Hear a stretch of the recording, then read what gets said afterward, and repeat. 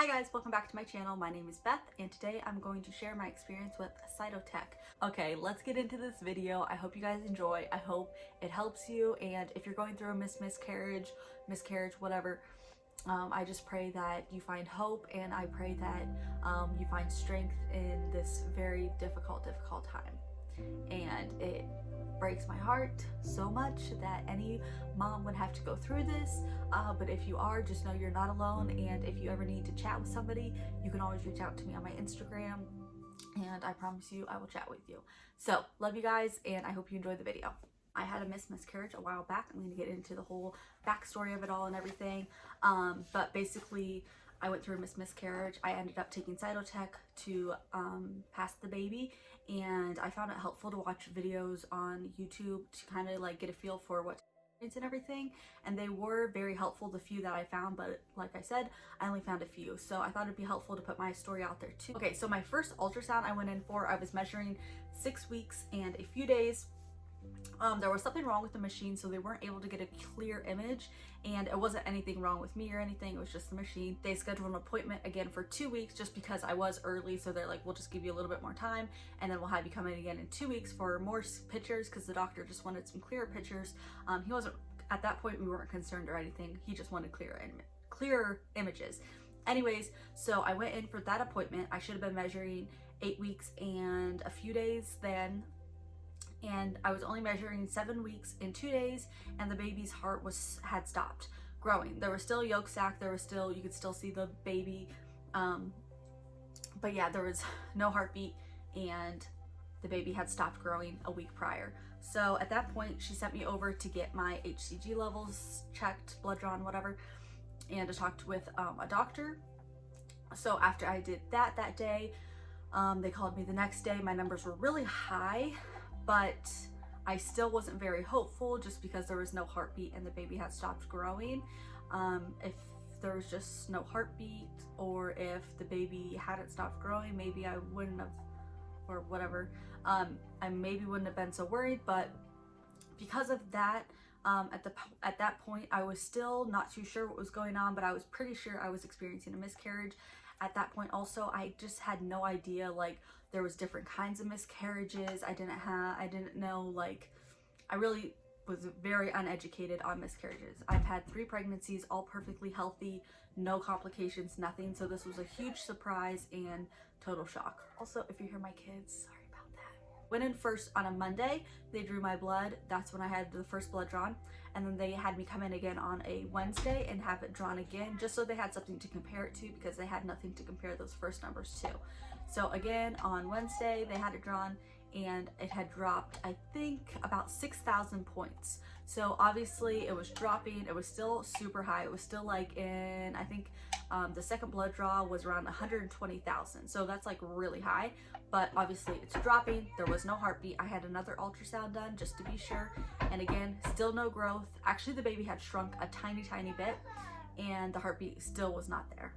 So after I had that blood work done, and I had another ultrasound to confirm everything, which was about a week later that I had that next ultrasound, obviously knew I was having a miscarriage, and from everything I had researched at that point, I was thinking it was a miscarriage, which is basically when the baby stops growing, there's no heartbeat, but your body still thinks you're pregnant. My body thought I was still pregnant, so my uterus was still growing, and so was my placenta and everything like that. The baby obviously wasn't, and yeah, there was no heartbeat. So I decided to wait naturally for the baby to pass, which is what I wanted to do. So I went home and basically started the waiting process. Okay, so I might have my dates mixed up some, but I'm going to put like whatever dates that I've been like saying or whatever on the screen so it's more clear. Not that it like super matters, but anyways, after 3 weeks of waiting for the baby to pass naturally, and it had technically been 4 weeks since the baby had stopped growing and the heart stopped beating. So it was 4 weeks after that. My HCG levels were still pretty high. They were still around 100, I think they were like 90,000 at this point. That's when I decided to opt for the Cytotec. I did not want to have a DNC, just for a lot of different reasons, but I definitely either wanted it to happen naturally or have to take Cytotec if it came to that. So I got the Cytotec, and oh, another thing I did try was Angelica root. I took that for like 2 whole days. Every, I think, 2 hours I took a dose of it. It's supposed to help detach your placenta, but it really didn't do much. I got a little bit of light cramping, but besides that, nothing else. So it wasn't bad or anything. It can't really hurt you or nothing like that. So I did try that before taking the Cytotec, but that didn't help. So then I opted for the Cytotec. At this point, I was technically supposed to be around 12 weeks when I ended up starting the Cytotec. So on October 16th, I took my first dose of Cytotec. It was 100 mcgs, I believe. If I'm wrong, I'll put something on the screen. If not, that's what it was. I know it was 100, and I know it wasn't milligrams. It was something else, and I'm pretty sure it was mcgs, but if I'm wrong, I'll put it up. They were the pills. They can be taken orally or vaginally, but I did the vaginal route. And so on that Thursday morning, was it a Thursday? No, Friday, I took my first dose, and I took I inserted 3 pills vaginally, which was super, like, I don't know. Okay, it was kind of hard to like figure out how to get them up there because they're really tiny, and I kind of wish I would have had something to like some type of, I know I've seen in other videos they have like some type of tool that helps get it up there. Anyways, so that was kind of rough, but I got the hang of it. So I inserted the first 3 at 10:30. Sorry, I'm all over the place. At 12:50, I went to the restroom, and I peed and had lots of orange and brown discharge. It almost looked like dry blood or like old blood or something, but there was just a lot of that and nothing else. 2 of my pills had fallen out, and I'm not sure if it wasn't because I had them inserted far enough, or also my doctor had said that sometimes they'll fall out, but the medicine has already came, like the pills already dissolved like enough that the medicine's released. So I wasn't too sure if that was the case or not, so I just put them back in just to be like for sure. I didn't want to, like, I only had 10 pills, and I was pretty sure the dosage on them was really small, so I didn't want to like waste any of my pills because I was like worried about not having enough. And at this point I only had really light cramping. That was another reason I was like not sure if it was working. So at 3:30 I went to the restroom again, and I had more discharge but not much color. And then I really didn't have much of anything. I had a little bit of light cramping. I was really tired. I kind of just laid in bed all that day. Thankfully my sister-in-law stopped over because I was just like in bed half dead, and she like cleaned up my house and watched my kids for a few hours because I was pretty out of it and I didn't even realize it.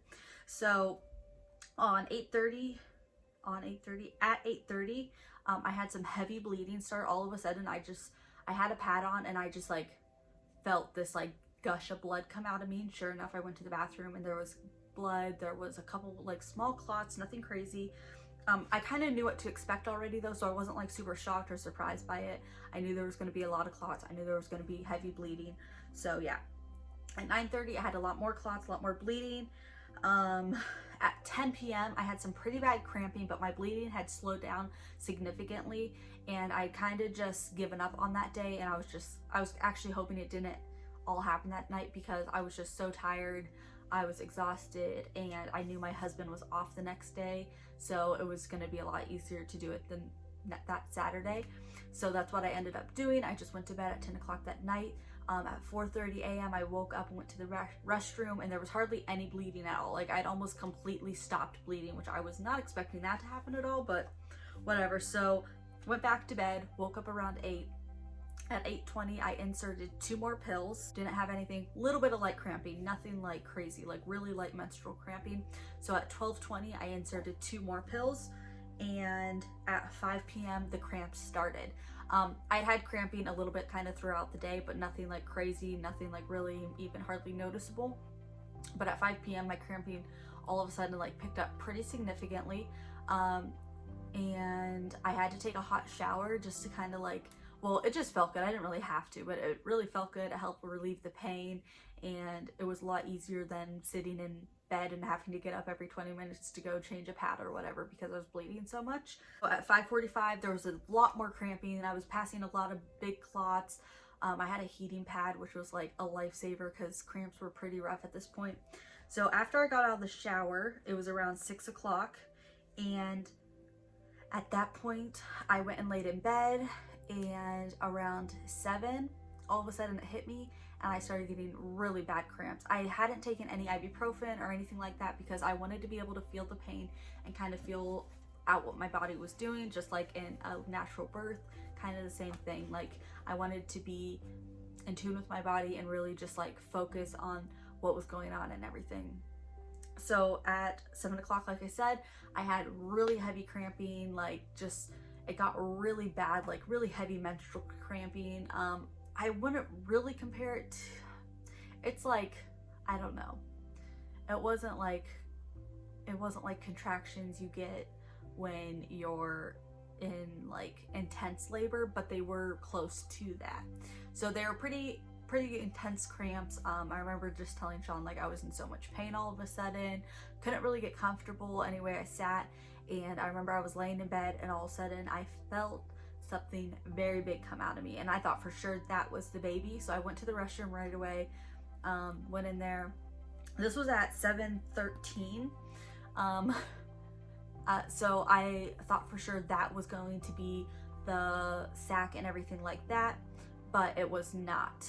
I came to find out. So I was kind of discouraged at that point. I thought maybe it wasn't going to happen. So I took a lot of angelica root again around this time too, just to kind of encourage my body, help it out any way I could. I don't know. I was just desperate, and I wanted it to be over mostly. And at this point I was passing like big clots, but no tissue at all, and I wasn't sure if I would know the difference between the clots and the tissue, but when you pass tissue you'll definitely know. And at 7:25 is when I passed. Basically everything came out all in one big chunk, and it was a little scary. Well, I was okay, actually in the moment I was not scared at all. I just thought, okay, well, this is it, everything passed. I don't know if I'll put pictures of that on here because I'm not sure if I'll be able to. I mean, I probably can. I was using a like one of those metal strainer type things, and a smaller one, and that's what I was using to catch my stuff because I didn't want the baby or anything to fall into the toilet. Even though the baby was only 7 weeks when it stopped growing, I knew there was a chance that I would still be able to see the baby and make out the baby, but my hopes were pretty low on that just because 7 weeks is really early. And the baby at that point is literally like the size of a dime or maybe a penny, a little bigger. Yeah, probably a penny. Anyways, but I still, either way, I wanted to like make sure I kept the tissue, so I made sure everything was like there and stuff. I passed that tissue. It was big. It like filled the whole thing of my hand. I was looking at it. I rinsed it off, and I was kind of like going through it a little bit just to see what was in there. And I did find the baby. Anyways, I'm 100% positive it was the baby because of things that happened later on. As soon as I passed that, almost immediately all my pain went away. My bleeding slowed down like a ton, and I felt pretty good actually. I felt relieved. I wasn't in pain. At that point I did take ibuprofen, even though I wasn't in that much pain. I knew, okay, like it's over. I just wanted, yeah, whatever. I posted in a group I'm in on Facebook and asked what they thought. It's a lot of women that have had miscarriages. Anyways, a lot of them were saying it looked like a molar pregnancy and that I should go get checked out right away, all this stuff. So all of a sudden, they were saying like I could still have tissue inside of me, I could get an infection. And as soon as I started reading those comments is when I all of a sudden started feeling very sick. So in my head, I was thinking, okay, something's definitely wrong with me. Like I need to go get checked out right away. Like they were saying like, if everything didn't come out, I could get cancer, like all these terrible things that could happen if it's a molar pregnancy. And I had no idea about molar pregnancies either. So I had to do a bunch of research on that like really quickly. So that night I called my mom to see if she could come over and sit with the kids, and she came over right away. And me and my husband went up to the hospital, and I took the tissue with me because they said they could send it away for testing when I got up there. So I went to the hospital. Worst decision of my life. Not really. I just regret going, but also it gave me peace of mind, so whatever. But We got there, we were there forever. That's why it was just mostly annoying. I went for an ultrasound. They did an ultrasound and said all the tissue, there was nothing in there. So that was relieving for sure. And then the doctors, they didn't really have any answers for me that night. They were kind of just like, we'll test the tissue, but everything looks okay. You look fine. Like, it doesn't look like a molar pregnancy at all. So just go home, basically. So that was like 6 hours of our night wasted. No, probably even more. I don't know. So that all happened on the 17th on a Saturday. And then on Monday, which was 2 days later, I had a doctor's appointment with my doctor. He did blood work. I told him about the tissue and everything. He wasn't concerned at all. He said everything sounded normal. Everything sounded good. They did blood work again. And he said if the tissue came back with any problems or anything, they would give me a call, and they set me up an appointment for the following week. So the following week, I went back in again. My numbers had dropped significantly. They were now like around 20,000, which again is still really high, but obviously they had come down a lot. That week to the next week, from 20,000, they dropped down to, I think they were like around, I want to say 6,000. So they were dropping like really quickly at this point. So then at that next appointment, he told me that nothing was wrong with the tissue or anything. He said the only thing is they didn't find any fetal tissue. And I said, well, we had actually buried our baby. And he said, okay, well, that explains that. And that makes sense. So he was a little, because he's like, they didn't find any fetal tissue though, which is weird because on the ultrasound and everything, you could see a baby, but he's like, obviously things can happen. I was like, well, I'm pretty sure that I had the baby and we buried it. And he was like, okay, that makes perfect sense then. So yeah, that was that basically. Honestly, my experience with Cytotec worked out perfectly. I was really scared. I've heard a lot of mixed things of like it not working, it working, but still needing a DNC, which was like my biggest fear going into that all. But even if you go naturally, you can still end up needing a DNC. So with that being said, I would say overall it was a really good experience. My doctor I had was amazing. He was very okay with me going naturally. He was even fine with me waiting even longer than the 4 weeks. Me personally, mentally and emotionally, it was just starting to like get really hard knowing that my baby was still in me but not growing and stuff. So that's why I did choose that route. Okay, for me it wasn't a very traumatizing experience. I knew what to expect. I knew there was going to be a lot of bleeding. I remember at one point I was standing in the shower when my bleeding was really heavy and it looked like a crime scene. It was pretty bad. And even then I wasn't scared or anything. I knew it was normal, and I knew just because there was water, it made the blood look even worse. But I think Sean was more traumatized than me, my husband, but he didn't know what to expect at all really, except for what I had told him. So yeah, that was that. And so yeah, I passed the baby at 7:25 p.m. exactly. We actually buried the baby the next day after church. We buried him, I'm not sure, in our backyard. And yeah, and we named the baby Lux Serenity. Yeah, it's been exactly 4 weeks since all of that has happened and everything. And I feel really good. My energy level has gone up like so much. I feel so much better just all over. I feel a ton better. I didn't realize how much emotionally and mentally I was struggling until I came kind of like my hormones, I think, leveled back out and stuff. And even my husband was like, are you feeling okay? Because you've been doing a lot of stuff lately. Okay guys, thank you so much for watching this video. I hope it was helpful. I hope you enjoyed it.